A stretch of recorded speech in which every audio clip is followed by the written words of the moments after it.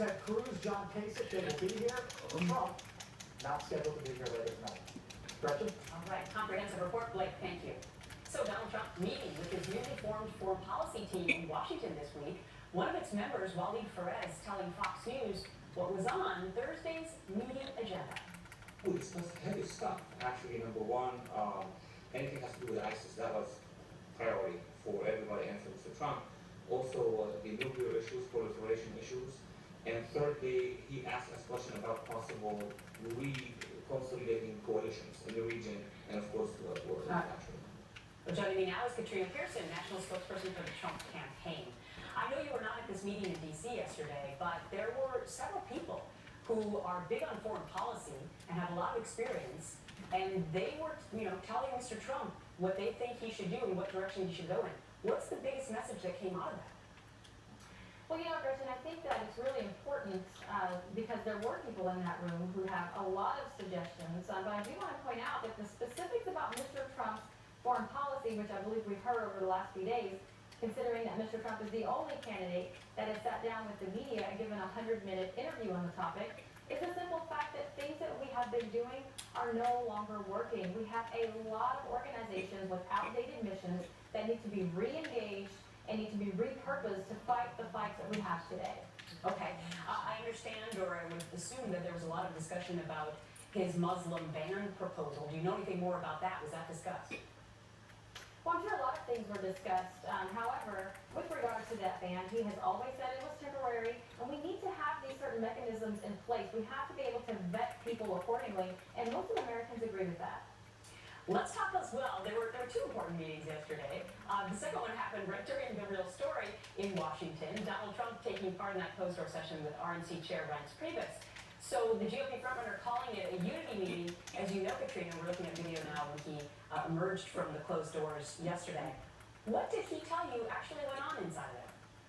Well, this was not the first meeting that Mr. Trump has had in Washington with Republican leaders, and he has made a commitment to uniting the party. We are very confident Mr. Trump is going to have the delegates to win the nomination, and we're very confident that Mr. Trump is going to be the next president. Mr. Trump has committed to uniting the party. This was just one of those steps, and I'm pretty sure there was a lot of discussion about the movement that is out there against Mr. Trump, and a lot of the leaders really wanted to sit down, and that's the thing. Not everyone has sat down with Mr. Trump personally and asked him questions and let them give him their answers, because what I know is when that happens, your perspective changes. Okay. One of the things that also came out of that meeting, apparently, was that there was discussion about how you go about trying to get these delegates on your side if, in fact, there's a contested convention. And apparently, Mr. Trump turned to his aides and suggested that they had not been doing what they needed to do. Do you know anything about that? No, Gretchen. In fact, Ed Rickover and Barry Bennett are two of the best when it comes to delegates, and even the RNC would agree with that. What do you make of the fact that it seemed to me yesterday when all that was happening that, there's been this whole firestorm this year of the outsider being so popular, like Mr. Trump and others who decided they wanted to run for president. And then when you look at how this contested convention might actually work, or even just getting delegates in general, it seems like you have to be really politically savvy. So I guess that's my question is he up to the task of not being a politician in that way? Yes, he is up to the task, which is why he does have people on his side that are working. We have people on the ground right now for this weekend in North Dakota. But this is also an example of how the system itself has failed the voter over time. We're seeing that on both sides of the aisle right now. Mr. Trump is committed to making sure that we do have those delegates, and we don't want a contested convention. But even if we have one, I'm still confident simply because even the voters know, and even the delegates may not be supportive of Donald Trump at first, we'll know by the end that his positions are the ones that we're going to need to win the general election. All right, Katrina Pearson, spokesperson with Mr. Trump, thanks much. As we mentioned, Donald Trump meeting with the RNC yesterday behind closed doors. He leads the pack so far with the most delegates, but some delegates have no restrictions. They can vote for anyone at the National Convention in July. Here's where the delegate count stands today. Trump, way ahead, 736. Cruz, 463. Kasich, 143. And Rubio, who dropped out, still holding 171 delegates. Ron Kaufman is a former member of the Republican Convention Rules Committee. He also served on the Executive Committee and the Convention Site Selection Committee. So he knows this thing backwards and forwards. Ron, great to have you on The Real Story. Good to be on, Gretchen. So let's talk about something that I never thought we were going to be delving so much into, which is this very interesting little nugget. North Dakota. They have a GOP convention this weekend. Now, the total number of delegates, 28. 25 selected at the convention, but 3 keynote speakers are happening this weekend, including Senator Ted Cruz and then Dr. Ben Carson for Mr. Trump. There's really no primary or caucus in North Dakota, so how is this going to work, and how important are these speeches this weekend? Well, we're a state rights party, Gretchen. We give each state the right to do and select delegates as they so choose. In some states, they are allowed to run as unbound to any candidate, to go to the convention with an open mind, if you will. Unlike the Democrats who have super delegates that are automatic delegates no matter what, and can do anything they want. Ours are a little bit different. They have to get elected as unbound. And there's about 150 or so of them across the country in about 6 or 7 different states.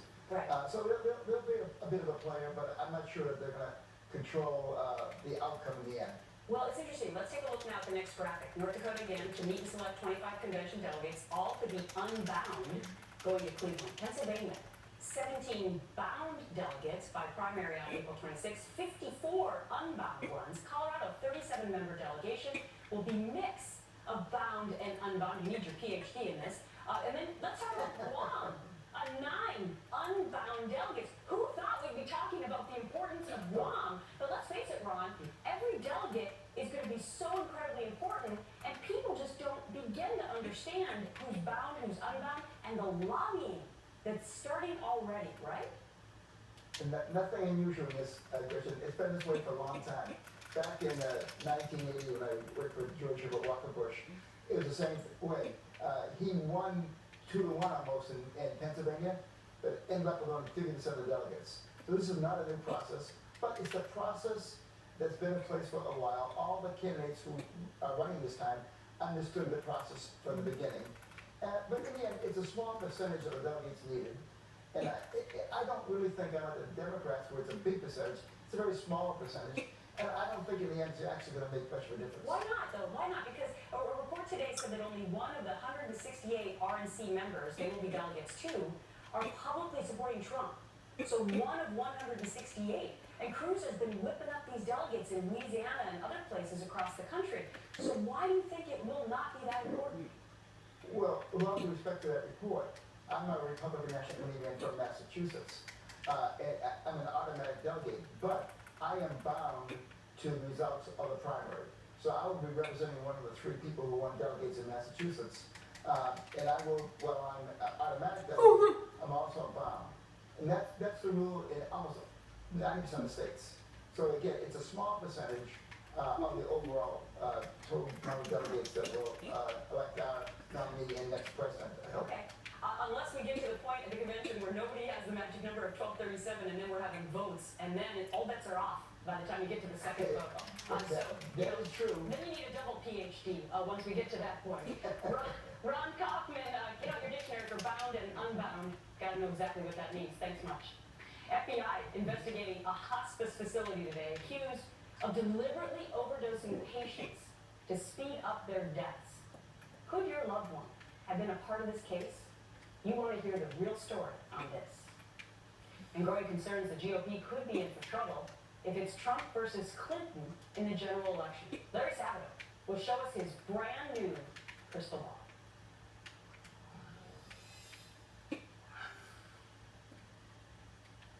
I would like to take a moment to address my fellow veterans, because I know there are so many of you who have served your country honorably, whether it was 2 years, 4 years, or 32 years like myself. One of the benefits that we as a country give you as a veteran is your eligibility for a VA loan. Not 80%, but 100% the value of your home, and that's what you can get at New Day USA.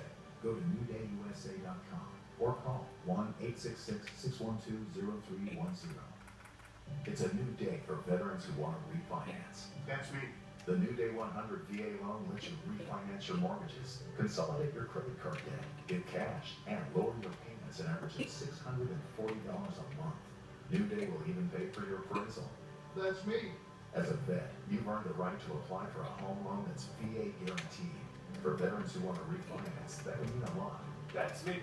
Call New Day USA now at 1-866-612-0310. With Empire Today's half-price sale, get new floors and professional installation for an incredible half price. Don't miss Empire's half-price sale.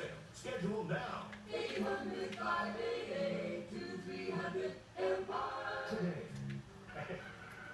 This is Lloyd. To prove to you that the better choice for him is a leave, he's agreed to give it up. Okay, but I have 30 acres to cover by sundown. We'll be with him all day as he goes back to taking Tylenol. Yeah, I was okay, but after lunch, my knee started hurting again, so more film. Yep, another pill, Scott. Can I get my leave back yet?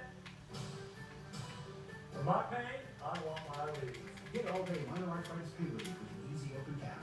At the Joseph A. Bank Buy More, Save More sale, get up to 65% off all suits and sport coats when you buy 3, including executive and Joseph suits, now $199 each when you buy 3.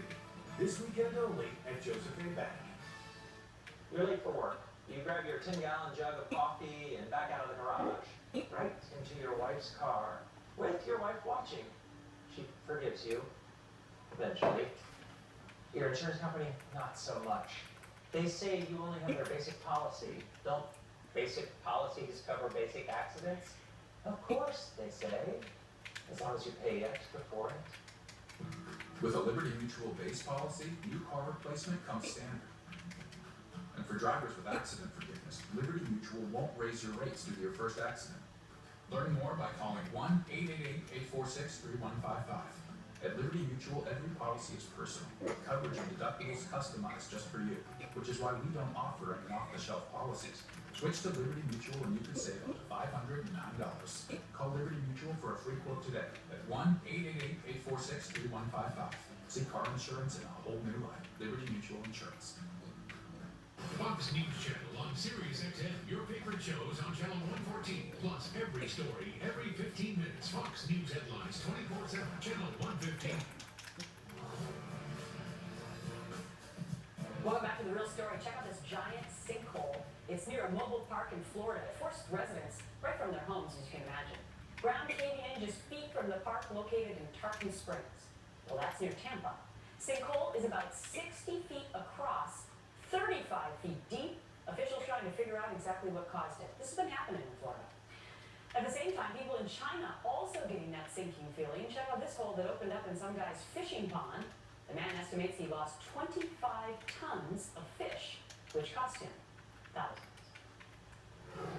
So we may be months from finding out who will be the last two candidates standing in the race for president. But if it's Trump versus Clinton come November, my next guest says the GOP will have an uphill battle in the race for 270 electoral college delegates.